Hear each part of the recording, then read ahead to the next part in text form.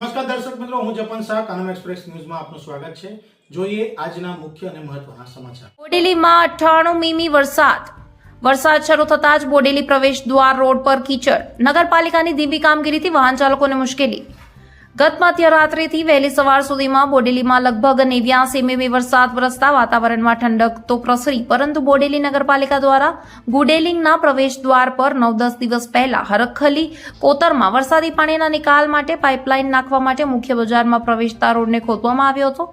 શરૂઆતમાં આ રોડ 2 દિવસ માટે તમામ વાહનો માટે બંધ કરવામાં આવ્યો હતો। ત્યારબાદ રોડ પર માટી પાથરી દેવામાં આવી હતી, જે વરસાદને કારણે રોડ પર પાથરેલી માટી હાલ કીચડ થઈ જતા રોડ પરથી પસાર થતા વાહન ચાલકોને પસાર થવામાં મુશ્કેલી પડી રહી છે। વરસાદની શરૂઆત થતા રોડ પર કાદવ અને પાણી ભરાઈ ગયા છે, જેનાથી વાહન ચાલકોને મુશ્કેલીમાં વધારો થયો છે। નગરપાલિકાની આ ધીમી ગતિની કામગીરીને લઈને સ્થાનિક લોકો અનેક સવાલ ઉઠાવી રહ્યા છે। તેઓ વહેલી તકે ડામર પાથરીને પ્રવેશ દ્વારનો રોડ ઝડપથી બનાવવામાં આવે તેવી માંગ ઉઠાવી રહ્યા છે। હવે જોવાનું રહ્યું તંત્ર આના પર ક્યારે અને કઈ રીતે શું કામગીરી કરે છે। સાંભળો આના પર આમ આદમી પાર્ટીના અગ્રણી દિલુભાઈ ઠાકરે શું કહ્યું। 10 દિવસ પહેલા આ કોતર નું સમારકામ કરવા માટે નવી પાઇપો નાખવા માટે આટલો ભાગ આ રોડ પરનો મેઇન રોડ પરનો ભાગ ખોદી નાખવામાં આવ્યો હતો। 10 દિવસથી આ કામગીરી ચાલી રહી છે। અત્યારે ધૂળના ઢેફા ધૂળ ખૂબ ઉડી રહી છે।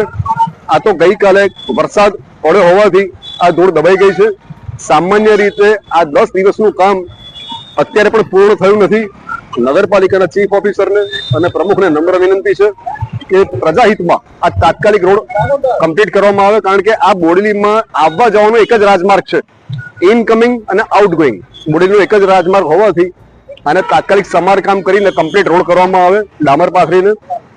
ચોમાસાની એન્ટ્રી થઈ ગઈ છે, સ્પીડમાં કામગીરી થાય એવું પબ્લિક ઈચ્છી રહી છે। દુર્ભાગ્યવશ બોડેલીની પ્રજા ખૂબ જ સહનશીલ છે, ઓથોરિટીની સામે કંઈ બોલતી નથી બોડેલીની પ્રજા, એ પણ હકીકત છે।